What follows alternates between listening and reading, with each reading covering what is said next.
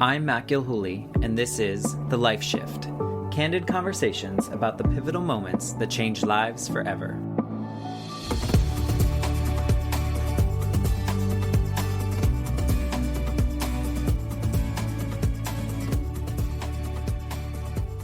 My friends, I am here with David for the Life Shift podcast. And as you know, David, we talk about these pivotal moments that have changed people's lives forever. And you have like 6 or 7 different moments in your life that really changed your life, and probably in good ways. And you might look back and be thankful for some of them, maybe not all of them, right?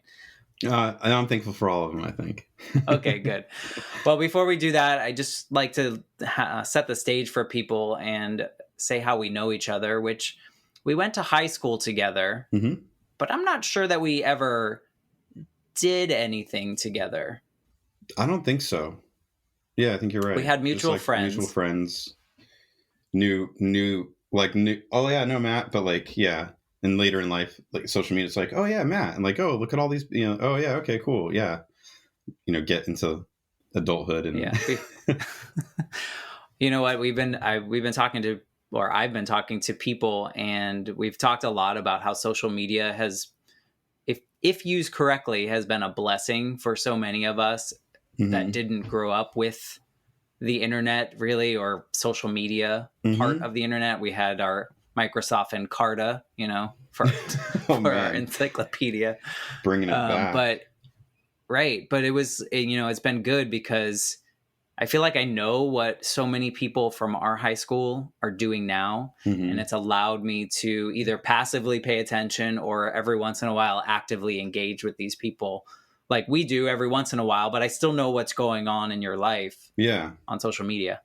Yeah, it's cool. Like, I think I've reconnected with a number of people, just from, the internet. We had the reunions, and it just kind of things, people came back up, and it's like, oh yeah, like we lived together for years, and like, we grew up together, and we should like connect. Like, we kind of did our stuff as adults, and now we're like, hey, let's like go back to, seems like now the time, like around the 20th anniversary, like you're kind of reconnecting with people from the past, because especially COVID, you're like, I want to find the people that I actually really liked, so yeah, it can be really good for sure. Connecting people. I mean, there's so much good about the social media and the internet. But 2 years ago, at the beginning of the pandemic, I organized my graduating class little reunion on Zoom, just because we were all kind of locked up, and you joined us for that. And I think we stayed on the Zoom call for close to 3.5-4 hours, connecting. And it was funny because most of the conversations were very much around the social media. Like, I see that you've done this, or you have 3 kids, their names are, It was just very interesting, but it's been a blessing in a way if used correctly. So that's kind of how we stay connected. Yeah. And I get to see all the things that you're doing and pursuing your dreams and making things happen. So before we start talking about kind of anything that shifted your life drastically, maybe you can set the stage of, what you were doing before that first kind of pivotal moment. Yeah, the first one. Okay, yeah. So I was, I went to school, went to University of Central Florida, of course, go Knights. I graduated, I had a job, lost a job like everybody, and moved back home.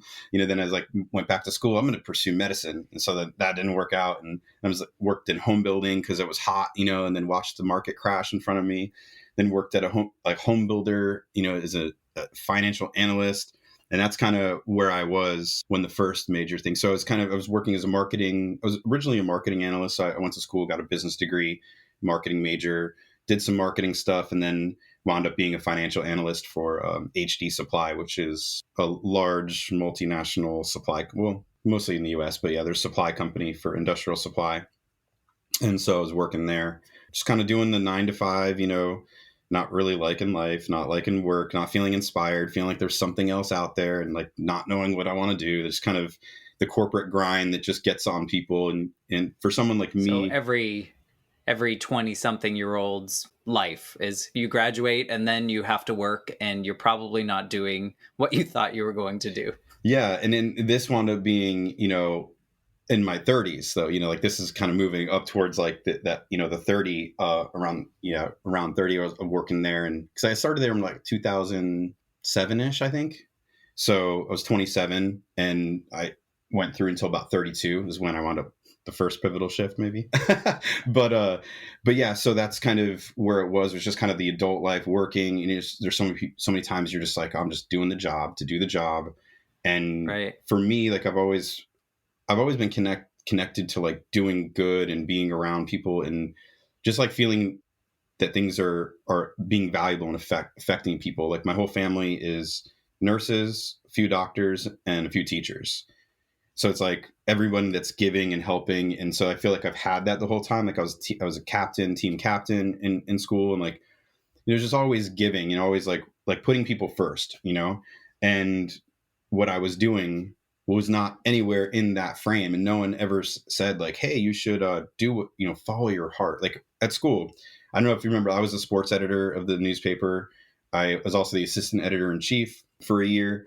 And I was in journalism all 4 years, loved it, won 2 awards. And my journalism teacher, he's like, don't go into journalism. There is no money in it. Right. And that's like our generation was like, go to college or you're a piece of crap. You'll never make anything. And everything needs to be about you making money. And nobody, like, I remember guidance counselors, no one said like, what do you really love to do? Like I feel like there was no guidance in the guidance of the guidance counselors. Well, it was guidance to get to college, to then get your job, to then get promoted. Right. Exactly. And it wasn't like, hey, what do you feel like you would be really good at and what you like thrive at? And I just think there's like that missing link of understanding.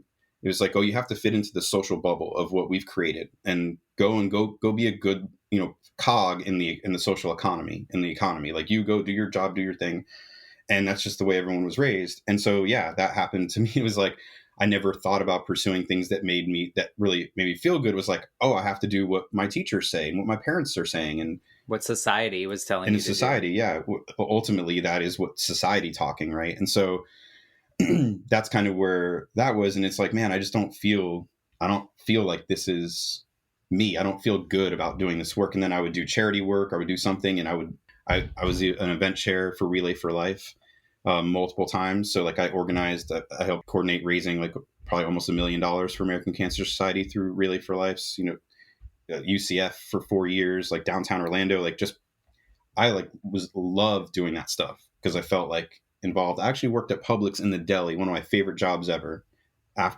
That's during one of the shifts, but I worked in deli, like slinging sandwiches, and I loved it because I got to talk to people and I got to make some people smile.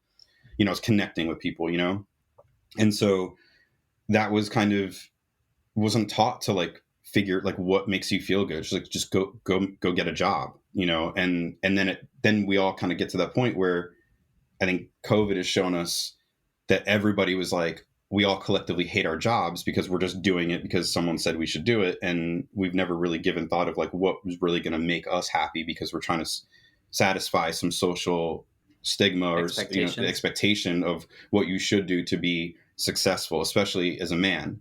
Like you have to be successful. If you don't, then you're a failure. Like that's part of one of the shifts too, we can get to. But yeah, so I think when you start to see that and you're like, oh, but that's where I was feeling that like, God, I just don't want to do this. I don't know what it is. I call it, it was crushing my soul.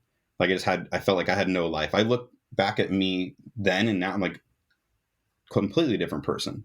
To your point about the successful piece, wouldn't it have been nice in high school that if success was defined for us a little bit differently and not monetarily or status or any of those kind of pieces, but rather finding what brings you joy. And if you can make that a career, then maybe you should try to do that.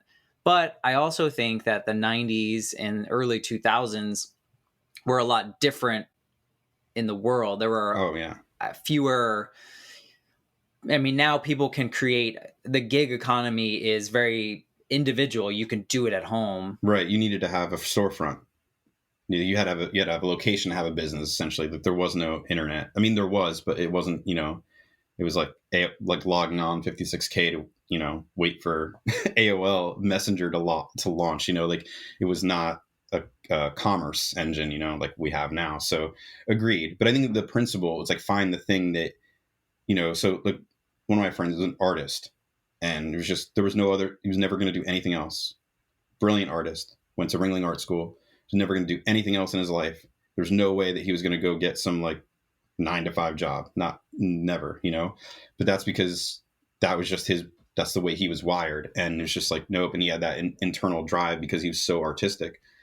But I think, everybody can have that, but it doesn't necessarily need to be like you're on the far scale of being like a super artist, where you're like in that. You don't need to be that far down there to just pursue something that would make you happy. Like, oh, I really like working with kids, so I'm going to go do this now, and just finding the thing that is not based on like, oh, well, like I just hear so many people like, oh, I have to make, well, that's six figure. It's like the marker of success. Like, oh, it's a 6-figure job. And it's like, are you working 70 hours a week? That doesn't sound like 6 figures to me.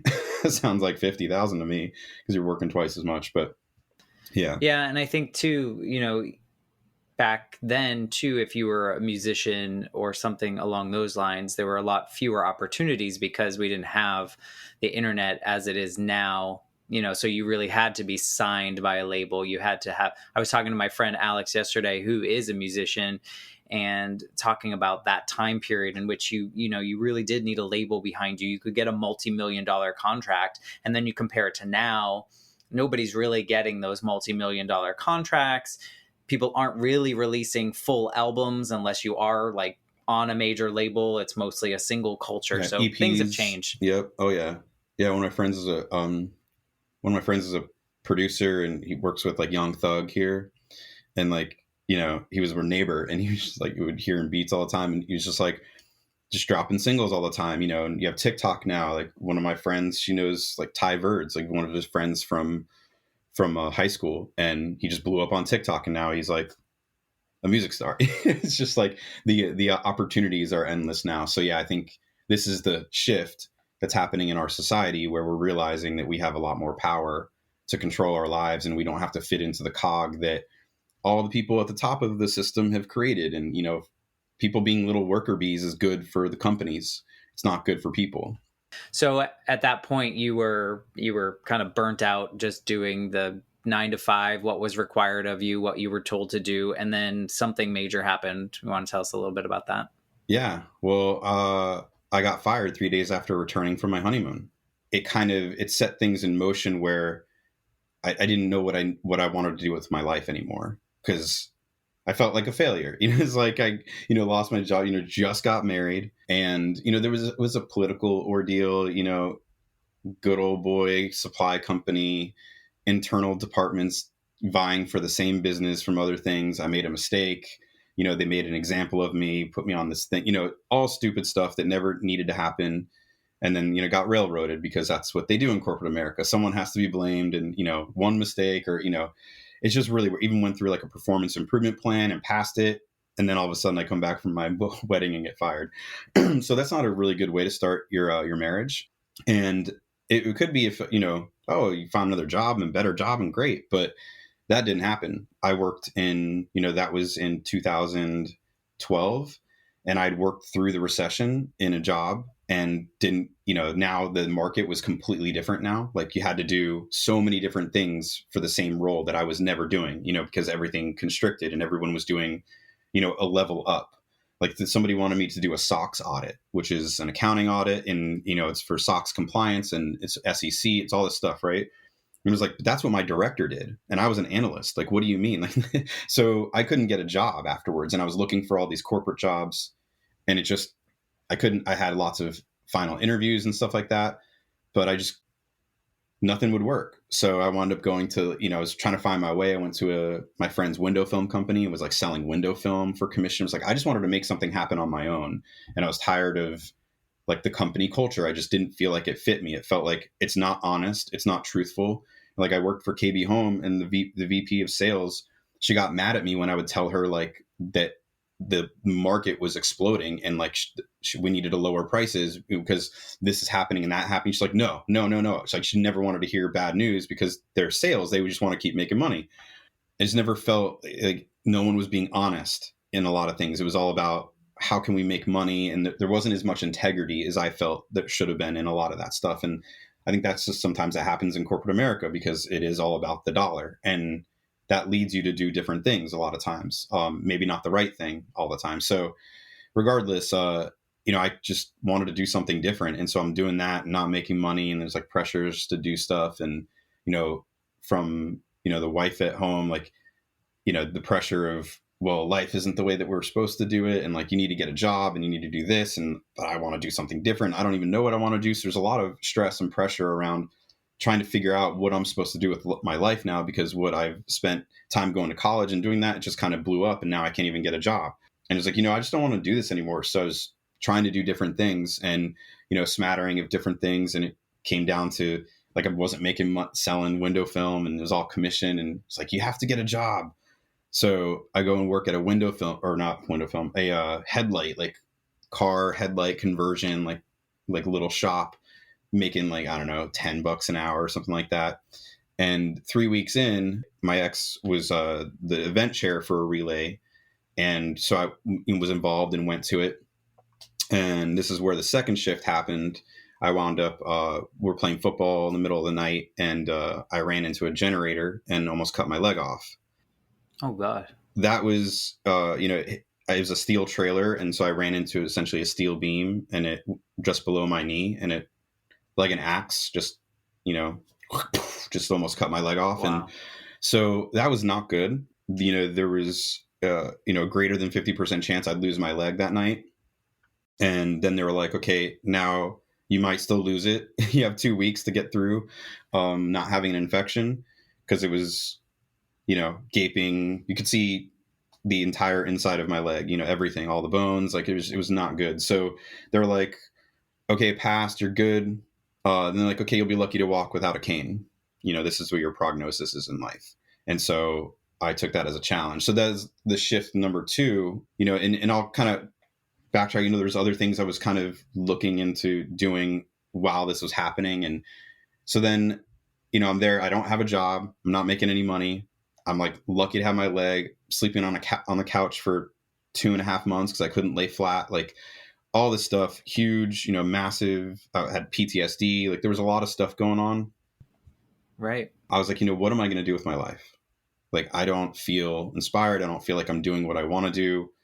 And so I was like, I think I'm going to go back to do something in medicine. And I was like, I had this whole thing, like we hadn't talked, but I'm a voice actor now, an actor. And I was like, a friend had put that bug in my ear back when I worked at the supply company. And she's like, she worked in advertising, and she's like, you always do these funny things. I would always like call her and do like impressions and stuff and do funny stuff. And she's like, you really should be a voice actor. Like you totally could do this. You're so talented. I was like, oh yeah, sure. I'll just do that. Who knows how to do that? So, but she set the bug, and, through the process, before I got hurt, like my ex got me this book that I wanted. I went to Star Wars weekends one year, and James Arnold Taylor, who's the voice of Obi-Wan Kenobi and anything that's not Ewan McGregor and everything else, everyone watching this has heard him so many times you just don't know it, but he's like one of the elite voice actors ever. And he was at Star Wars weekends, has a whole show. He does like 100 impressions and they just roll into each other. And it was like, that set it off. Right. I was like, okay, that's what I want to do. He recommended a book. The ex got me that book. And so that book was there and I'd read it. And so there was that thing of me wanting to do something. And so when I got hurt and I'm thinking, I'm like, oh, I'm going to go do radiography because it's medicine and it's a little bit chill and it's not as like crazy as being a nurse or a doctor. And it was like, why am I looking at those things? Like, I have this book, I have all these things. I want to do voice acting, right. And here's this opportunity. And so I said, okay, screw it. I'm going to go do it. And, it's like thinking, what am I going to do with my life? Like, am I going to be able to walk again? Am I going to be able to like run with my kids if I ever have them? Am I going to, when something like that happens, like life changes, because my perspective on life, I was staring down, like I might not ever be able to walk normally again. And I was an athlete. My identity could be crushed because I can't go and play softball or go play basketball with people, you know. Now I'm a totally different type of person because I'd have a physical ailment. And so I was scary. But being the type of person I am, extremely, like I take challenges head on. And I think that's comes from sports a lot and, you know, just personality. But it was always, you know, they told me like, oh, you probably won't walk without a cane. I was like, game on. I was like, you want to bet? Right. And, you know, now there's no reason why I've recovered the way I have. Like, you know, just shouldn't have been possible. But, you know, that's all determination. But that kind of set that shift. And it's like, I'm sitting there, what am I going to do in life? And you had a lot of time, probably. Oh, yeah. I was just sitting, taking drugs, you know, opiates, like candy, you know, and I'm sitting there thinking like, what do I want to do? And it was like, I'm going to go do this radiography. And I'm looking into programs like, if I'm going to spend money, why don't I pursue the thing that is worthy of pursuing? Not that radiography wouldn't be, but like, I want to do this thing. There's no better time. Like there's no other time. And so I found a coach and I started doing coaching while I was, you know, still on crutches, had to put my leg up on a thing. Like I was doing coaching on, you know, Zoom or, you know, Google Hangouts or whatever it was at the time. And that's what kind of started that journey. So that shift of having a massive life-changing injury that, you know, was extremely traumatic, it changed the whole way I thought about life and what I wanted to do. No, I think that's really where things changed, because then I was like, yeah, all this other stuff doesn't mean crap, because like, you know, yeah, could have lost my leg. Right. And could have lost my leg that night and life would have been, or worse. Yeah. I mean, yeah, could have hit it, you know, could have cut, you know, if my leg was on the ground, luckily my leg was in the air.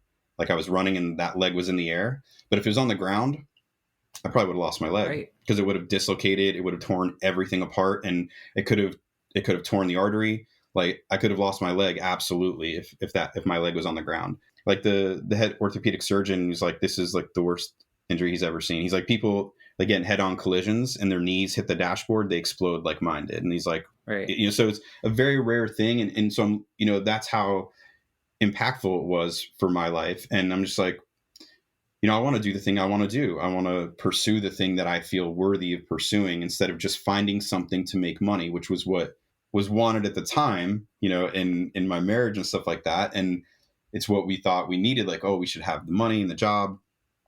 But it just wasn't something that was there for me. And so I started down that path.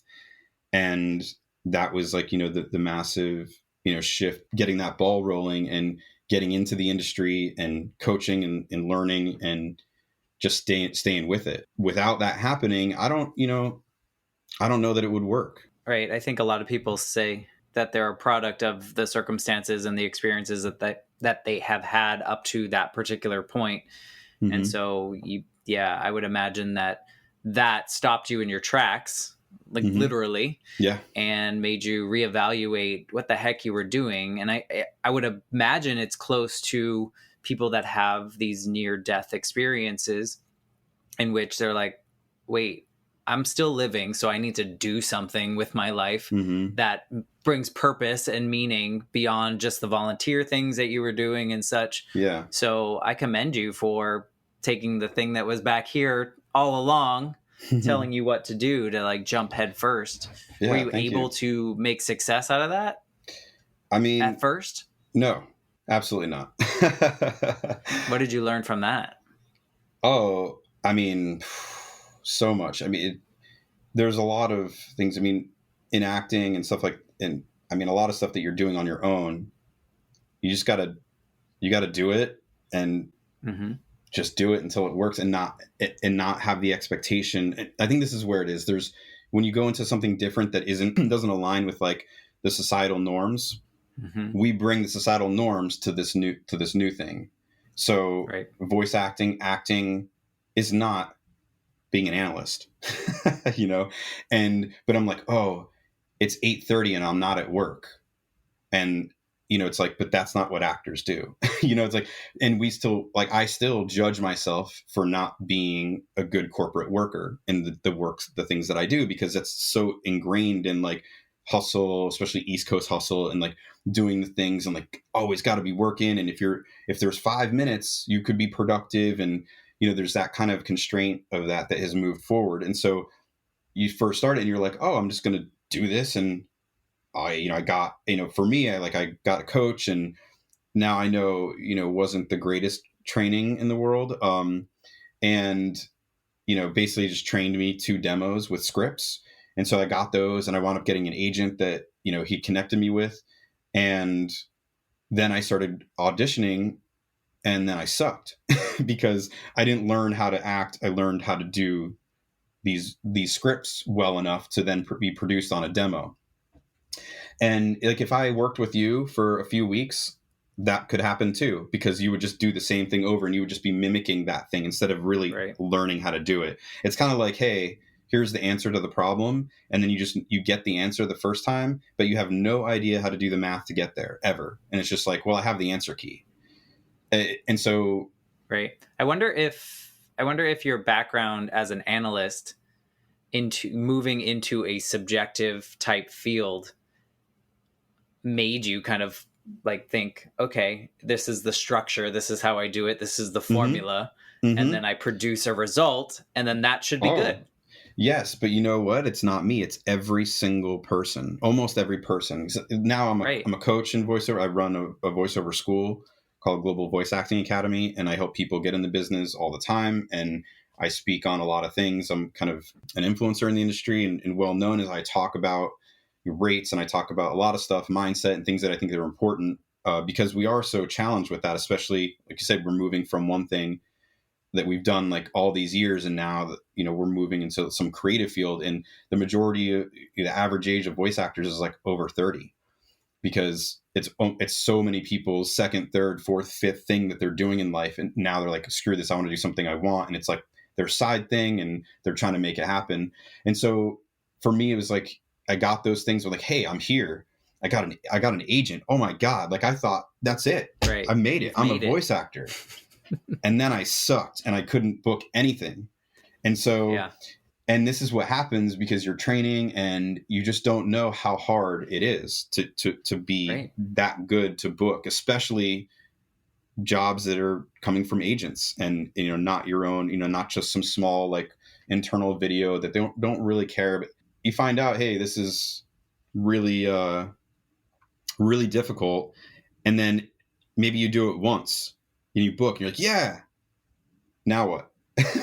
Now you got to do it again. And so that, like, you can find like success, I guess it would be, what is success? And for me, it was booking and making money, because at that time I didn't have really any income. I started working, once, I got well enough, I started working at Publix about 6 months after my injury in the deli. I would just do that because my wife's like, you have to do something. And I'm like, okay, like, I was doing other things, like, we just need money. And it was, and there is, like, obviously you need money, and there's that balance of like how you do that and all those things. But I was like, okay, got a job at Publix. I slipped a few times. I got like really worried about my knee. It was just like all this stuff, and I started that's when I was doing coaching. I started, I'd been doing the coaching already, and I was like auditioning and stuff like that at that time. And I was Ubering. And then, so I was working at Publix. I worked like 35 hours a week, and that's the hardest I've ever worked. I'll be damn honest. I had 12-hour shift, half-hour break, on your feet all day. Like, so I was working hard, then I'd go Uber, and then I'd do VO whenever I could. And I was just trying to do all that stuff, but for me, the success was like, I need to make money, because that's what the thing on me was making money. And that didn't come. I didn't book, it probably took me over a year to book my first job. And that was from Craigslist. So it taught me a lot of just continuing to do it. Yeah. And I don't think that you're alone. I think people that are in a creative industry that is so subjective, they find ways, if they can, to support, like, pay the bills so that they can pursue what they're doing. So it sounds like you did that, which is a commendable thing. Yeah. The question is, or how do you talk to your current students about not booking those things, and when you don't get it, how do you continue on? Like, what what pushed you in particular to continue pursuing? I just don't want to give up because I know I have talent, I know it's there, and that, and also I've put so much work into it and money and effort. And it's like, it's a hard thing. And I think it's also like such a really cool thing, like when you're starting out, you're like, man, if I could just be in a video game, if I could just do this, like, how cool is this? Like there's an aura of like, that's really cool to do that, and you feel, and it's rewarding because you're like, there's not many people that do this and then get paid to do it and then get paid on a regular basis and then are like really good at it. And so I guess the drive of completing the task that I wanted to do, because if I was like, okay, I'm not successful, I'm not making money right now, well, then did I really want to do it? Because if I went back to school to go to med school, I didn't do that because I was like, ooh, I can make a few $100,000 as a doctor. I did it because I want to help people. If you're a voice actor, like, oh, I'm not making any money, then you're doing that for the money and not doing it for the craft or the love of it or the want to do that as your career. So I really just wanted to make it happen. And I realized, there's an opportunity. You can make a lot of money as a voice actor and an actor.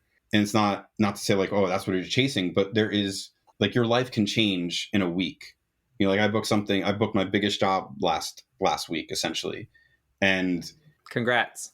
Thanks. I mean, it's just the money aspect. And it's just the client I've been working with on internal jobs. And now they wanted these videos that I'm going to do to go into broadcast. And I gave them the rate and they're like, okay. And it's a rate that like I created, because we can get into that too. But, and it's like, oh, look at that. The power of just knowing your business and putting it out there. And they're like, they're like, okay.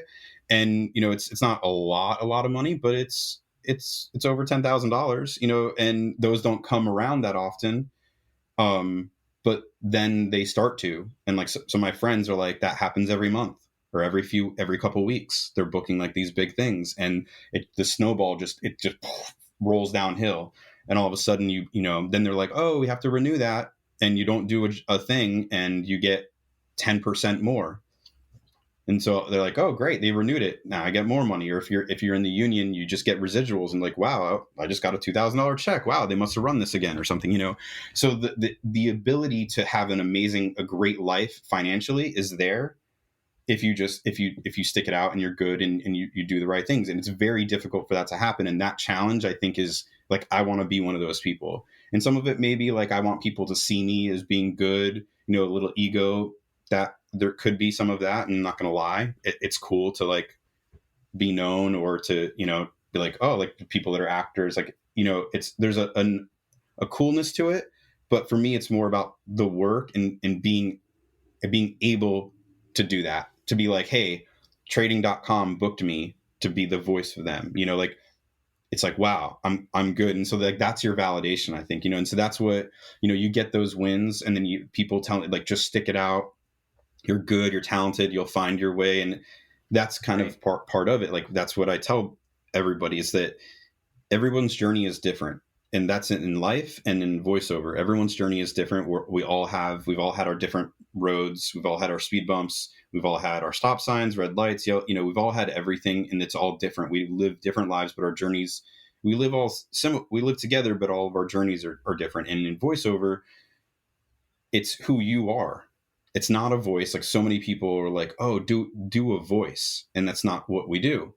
We act. And to get to that point, I tell them, it's about you, your journey. VO is about your voice and your perspective and your opinions on things. And that's what makes it unique. It's not just doing a good voice, like, that's gone. Hasn't been that for years. So it's intrinsically about who you are and your journey. Like, your life experiences help develop your perspective of things. It's about you. It's not a standard like, oh, I have to get a 90 to get an A, and once I get to that, then I'm there. It's not that. It's so subjective, right? So if it's your journey may be different than other people's. And I know people that, I just talked to a girl who started in November. She's booked more jobs than I have in 2 years.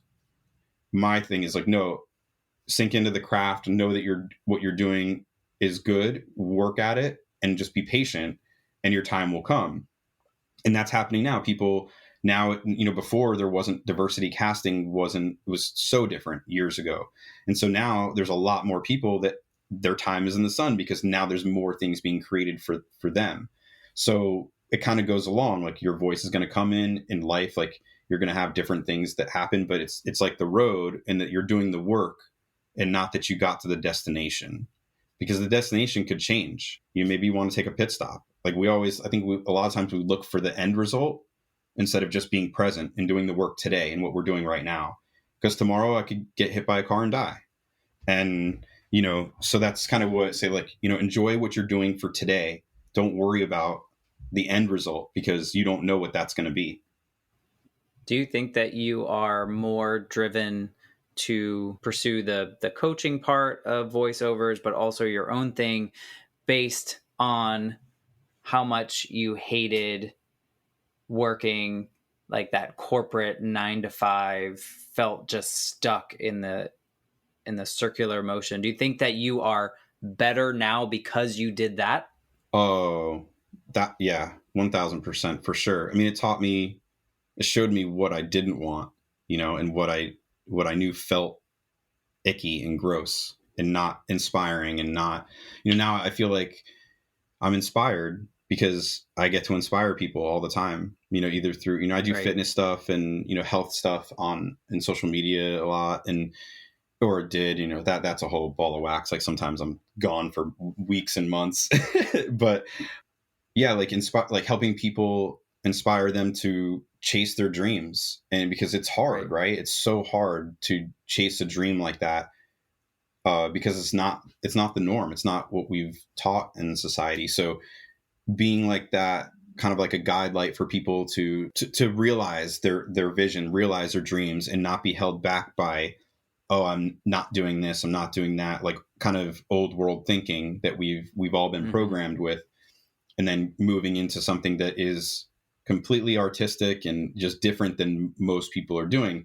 There are some people that come from theater and stage, and so it's a little similar, but the vast majority of people are coming from outside, into VO.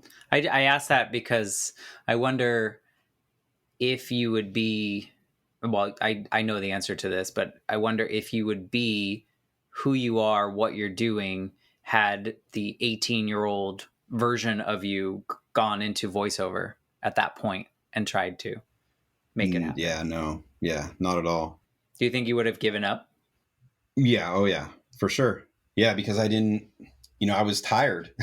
I wanted to do something that I felt good about. And, part of it, I'm undiagnosed, but I'm pretty sure I have ADHD. And looking back, I'm like, oh, yeah. Okay. Like it starts to like, oh, that makes a lot of sense. Like never like jumping from job to job, not knowing what, like not feeling really in part of anything. And now I've created my whole thing that fits me, which is completely an ADHD thing. But well, and that's funny. Yeah. Because your job now allows you to jump from job to job in a productive way, and not a spiraling out of control type way. You've created a life in which you support the way you feel. Yeah, no, it's a really great point. I didn't think about that, but yeah, how I got to this to the VO school. Like I started taking a class. The owner became fast friends. She was like mentor. And this is where I got my first job on Craigslist. And this was people used to market on Craigslist, and they're like, what would you charge? And I was like, wait, up until then I had an agent, and I was on a casting site, an online casting site. And they tell you what the rate is. And I was like, oh, I don't know. Like, I thought you were supposed to tell me, like, oh, like didn't even think about that. Right. I was like only a year in. And so I asked my friend, like, hey, I text her, and she didn't get back to me. And I think I charged them like $200 or $250, and they paid it. And she's like, oh no, that's okay. I would have charged more, but here's some info. And so it was like a good little analyst. I was like, oh, I'm going to make myself like a rate guide so that I don't have this issue again. Like thinking from the corporate world, like, how do you not know what your price is, right? Like that sounds ridiculous. Any business, like if you don't know your costs, you're not in business, right? And so I was like, wait, yeah, why don't I know my stuff? And I just thought it was different. Like you had an agent, and I was just so ignorant, naive to the industry. No, I think you were just like everyone else that is in a creative field. Yeah. Yeah, you're right. I was just like everybody else, but I was ignorant to like that was the way that it was going. Like I was just like, oh, right. I just thought you got your stuff from the agent, and like where else? Like, oh, I didn't, like, now I'm marketing. I don't even think like I'm marketing to people. Like I'm gonna have to tell them what my rate is. And so, I put together, she gave me some rates resources, a few things, surveys and things that people had done. And I found some like rate guides, that were out there, and I put something together for myself, and it was super comprehensive. And I sent it to my mentor, and she's like, oh my God, like we need this in the industry so bad. I'm like, what do you mean? And she's like, yeah, there's no rates. Like, and to explain, like we have the union, SAG-AFTRA is also a voiceover union, but they don't really care about voiceover. They care about film and TV. And so they don't really do things for voiceover, but they ignored the internet. Even though, Porky Pig, his name's Bob Bergen, he was like on the board, and he's like, hey, like the internet is here, like you have to adapt. And they're like, I do declare, we all SAG-AFTRA. And they ignored it. And now like 90% of the work is non-union. So because the internet happened. And so they didn't address that. And with that, there's no contracts, there's no rates. Like the union, there's minimums. And if you're a signatory and you do union work, you have to pay it. It's the way it works. Just like if you're a teacher, like the things go through the union, very similar. But not anymore. And so there's very little work. A lot of it's like big stuff and certain things where it's like the A-listers, and the average like union actor like doesn't even make like $8,000 a year or something like that. Definitely doesn't make enough to get health care. So there's like this big gap of like nobody knowing what to charge for things. And so apparently it's just like, oh, we need this. Like nobody knows what to do. It's like the wild, wild west. So she's like, would you work with me on this? And she knew all these coaches and all this stuff because she was a big dog. Like she's on all kinds of Cartoon Network shows now. She's crazy. So she had all these people, and I was like, yeah, sure. So I just worked with them. We had meetings, we got rates. I put together the thing, we released it and blew it up. And now it's the non-union industry standard for rates in the entire industry, essentially. And so like now I'm like kind of a celebrity in the industry because like I created the rate guide that everybody uses to quote their projects, because nobody knows how to quote things. Like I coach people like every week on rates and negotiation and how to understand their business, because that's the problem, is people don't understand their business in voiceover. They're just like what I was doing. So that's kind of how I got to, and then after that, she's like, hey, would you come work with us? And now it's transformed where now I run the company, and that's kind of how I've built that life. There's a lot of good things that happened, and luck, and just, hey, I just made this sheet that I thought everybody knew. Like, I'm like, oh, people don't know how to quote their projects. Like I thought I was the dummy, and so that it helped create, where I could then work for a voiceover company. They asked me to come work for them, and I like left Publix, and it was like, now I work in the industry and around all these coaches and all this stuff. And so that really transformed the life, where I was able to work. And then I had massive imposter syndrome. I mean, like I was like 1 year in, like and every other human. Yeah. But I was like 1 year in, and I was working for this company, and people thought I was something I wasn't, because I worked for GVAA. They thought I was like this big deal. And so, and it was just like like, oh, who me? And over the years of just being involved in that, and just kind of through some other shifts that happened in life, like that we'll get to right now, I just wound up changing my mindset on it, and then just like, nope, we're going to do it. I'm going to be who I am. Like I have this knowledge, like, and I started putting myself out there. And as soon as I did that, like that's another shit that just like changed the game, where when you believe in yourself and you vocalize that, other people do too. When you're positive, when you're like, yeah, I got this, they're like, yeah, he got it. Like leaders aren't like, hey guys, I think we're going to do it today. They're like, we're going to get out there, we're going to kill, because they're positive and they're setting the tone. And we have a tendency not to do that for ourselves, and so that was that. But a friend of mine that I talked to earlier, we were talking about something completely different, but I think it aligns with what you're talking about to move forward. So hers was more grief related, but she termed radical acceptance, and that's of ourselves and of other people. And once we have that of all parties, then we can positively move forward, because we understand that we're exactly where we need to be, and what we offer is perfectly fine and good, and what we should be offering, and that we move forward with that. So it kind of equated to that, like is that opened doors for you once you realize, no, I can do this and I have the skills to do this, and let's go. Let's make it happen. But to your point about rates, I think the rate conversation is so true for probably anyone that's trying to do something creative on their own. As you know, myself, I've dabbled in digital art stuff. I've done books. I've done all these things. I've helped other people put together like marketing communication type things. And it's always like, well, what's your rate? And I was like, I don't know. So you're definitely not alone in that. And I wish there was more transparency in rates and salaries and all that just across the world. Like, why is it such a secret? Yeah.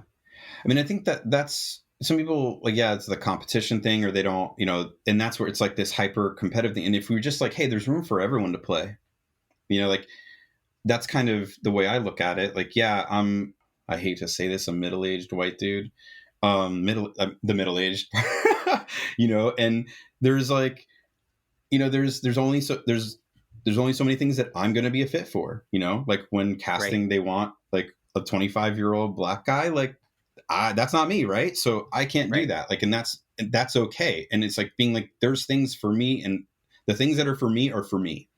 And that goes, and that's just like, for me, it's casting, and it has to do with like who you are and what you are. And a lot of times, but in the regular world, it's like, this is me and this is what I do. And there is enough room for me, and there's room for other people too. So like when people come in, they're like, oh man, like, oh, I don't know about voiceover. Like, I don't, whatever. It's like, no, there's room for everybody, because it's about who you are. It's not what your voice is, or it's like, so it's you. So there's always room for people in the industry. And if we like, hey, like people, it's like, oh, a competition. It's like, is there not enough business for? But also, do you want to know that you got the job because you were the cheapest? Yeah, exactly. Or because you were the best? Right. And that's the thing. And it's valuing yourself. And this is what I talk about. It's funny that, well, not funny, I kind of got to it, but I'm going to be speaking at a conference in 3 weeks, and I talk about rates, and a lot of it has to do, I'm also doing mindset and mindfulness, and it has a lot to do with how we view ourselves and our businesses. And a lot of it's like, we're not worthy to get the stuff. It's a lot of people cut corners to book a job to make the money. And then it's like, so how do you feel about that you didn't get the rate that you should have? And they're like, I know I should have got more, but they don't have the gusto to be like, sorry, I can't work for that. This is my rate. Or like, I can work a little bit and negotiate off the rate. And a lot of it is it's like a scarcity mindset. A lot of people they operate in fear and scarcity. And I'm guilty of it too. Everybody is, but they're like, oh no, what if they don't do this? And what if? A lot of what ifs. What ifs are fear, because they haven't happened. You're projecting your fears onto the potential future. Right. It's an imposter syndrome. Yeah. And so when you look at it, and it's just like, hey, this is about patience and perseverance. It's not about how much money are you going to make. And a lot of people make it about that. And I understand we need to make money in it, but it's almost like if you don't focus on like booking and making money all the time, and you focus on the craft and being present and doing the work, the money takes care of itself. Things happen, you book. Like it just happened to me. It's like, man, I didn't book anything in February or January. And then I made the most money I've ever made in a month, in a week, or for a month. I had my biggest month the first week of March, so I'm like, oh man, but then things happen. And so I think it's about just believing in yourself, letting things flow, and just being present, and just focus on the work. Because it's all a long game anyway. It's all consistency. You're not going to get to the end. Nothing's going to happen in a week. So if you're just working on the stuff during the day, or that day, and being present, then you don't have to put the pressure of constantly succeeding. You're just trying to do your best every day, and you take the pressure off of that, from yourself, I think. And so a lot of people get that, where yeah, they don't value themselves. They don't know what their worth is, you know? And so then I explained to them, like, no, like in commercials, like people like, oh, I don't know. Like, let me ask you something. When Coca-Cola does a commercial campaign, are they like, I hope we make some money with this ad campaign? No. They fire their ad agency if they don't make money. They are there to make millions upon millions of dollars. And if they're using a commercial and your voice is in that commercial, you're making them money. So you intrinsically have value, and people are like, oh, okay, I get it. And people don't put it into that perspective of like what their value really is to a brand. Just like a lawyer is like, oh, I charge $300 an hour because they know that their skills are in demand and they have their skills only. But voice actors don't do that. It's like, if it was easy, they wouldn't be hiring us. Why are they going out to the top agents in the country and trying to get the best talent in the country, in the world, to then pay them like shit? You know, what's the point? Like, you want the cream of the crop, but then you don't want to pay for it. Like, so it comes with value. And so once people start really recognizing that what they do has value and they believe in it and not just think it, and like, I've turned down jobs for sure. If you're not ready to turn down jobs, you're not ready to be, you're not there yet. You know, that's where it needs to be, where you know your value. So I say, like, hey, the electrician comes to a house call and he says, this is going to be $1,500. And you say, I got 200. They laugh and walk out the door. They don't be like, oh no, well, maybe will they hire me? Like, no, because they know what their services cost. They know what their value is because of what they do. They have that intrinsically in trades and things like that because there's history and it's just kind of passed down. But in voiceover and acting, it's very subjective, and that's not there. And so that's what like the rate guide and this stuff does, is it's bringing, you know, solidifying what people should be able to get to know their value so that they can have a decent business and not destroy the industry with low rates and, you know, gig work. And, you know, it's a whole other podcast. But so, yeah. If you could go back to that version of you that had just come back from your honeymoon and lost your job 3 days later, what advice could you tell that person that would help you be even more successful than you are right now? I think I'd probably tell them, yeah, just follow what you want to do.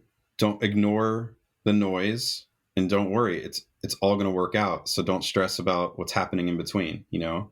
Hindsight's 2020. I mean, you know, so yeah, I think that would be, I would definitely, you know, just chill, relax. It's all gonna, chill. Yeah, just, it's all gonna work out. Because I think when I've let go, like that's one of the biggest, like, there's a book called Letting Go that I recommend. It's a heady book, but you know, it was the first book I read after I got divorced, which was the other shift. And that, you know, it's like not holding on to the thing, you know, like, and so like I got divorced, it was like letting go of not having that, letting go of the thought of not being with that person anymore, or the life that I wasn't going to have, like just letting go of the emotional attachment to those things. And I think when we let go of that and we don't harness on it, we can be a little bit more free and just, I know things are going to work out, and we're not so anxiety driven and trying to control every aspect, so that, you know, especially with anxiety, you try to control every aspect of things so that it's safe. And I think we do that a lot, even if you don't have anxiety, and because we're trying to be safe. And I think if we don't feel like we have to be safe, because risk usually pays off. A lot of times you got to take a risk, you know, and you know, like I got divorced, and 2 years later, you know, I moved out to LA, packed up my car and just drove across country, you know, and said, I'm going to go start a new life. I'm going to go do something new. I'm going to go, you know, I have friends, I have a career that lives in LA. Let's go have fun and see what happens. Like, what if it doesn't work out? I'm like, okay, I'll just move back. Right. I don't know, like, you know? And so it was like, that was like that another that's the shift that got me to believing in myself more, and to taking that transformational step of breaking out of imposter syndrome. And it was a lot of the mental work.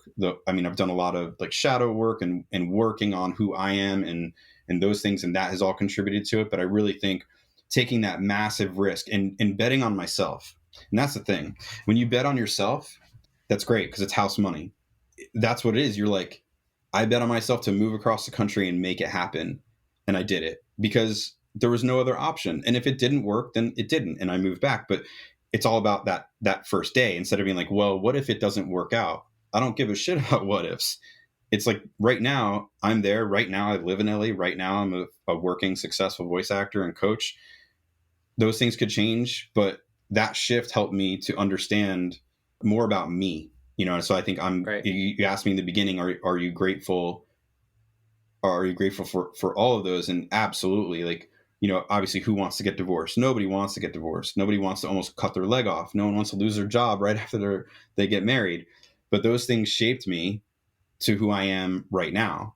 And so if all of those things didn't happen, we wouldn't be talking. I wouldn't be here. None of this stuff would happen. Right. So I think you have to be grateful for everything that does happen in life, because no matter what, if it's good or bad, it teaches you a lesson.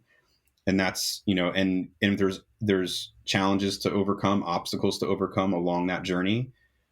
That just, it makes you a better person. And I would say, like, if you find someone that didn't have any struggles in life, they're probably pretty entitled. Like, if you haven't had any sort of, like, everyone's had struggles in life, right? Like, that's what makes us who we are, is how we overcome the things that happen in life. Not that it happened to us.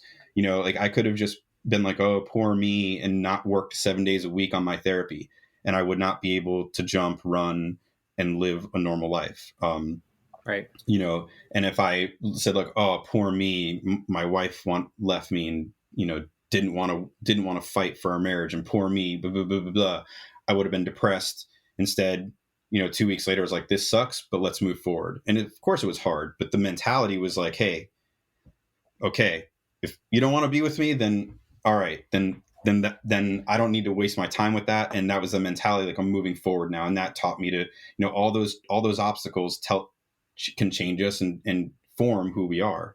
So you have to be grateful for all the things, good and bad, because they happened, and they shape who you are as a person. Yeah. So I think that advice can be summed up in 3 words: is trust the process, mm-hmm. and trust that your life is going to unfold the way that it is meant to unfold, and trust that is going to involve some tough times and some great mm-hmm. times, and all of it will shape you who you are. Agreed. So I appreciate you sharing your story. You've had a couple bumps along the way, but I think you're in the right place right now because of all those areas. So thanks again for being on the show. Appreciate you having me. It's been fun.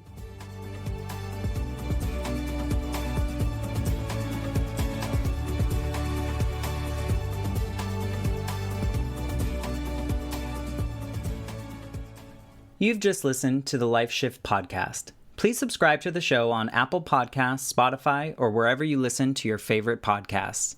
For more information about how you can support the Life Shift podcast, please visit www.thelifeshiftpodcast.com. See you next time.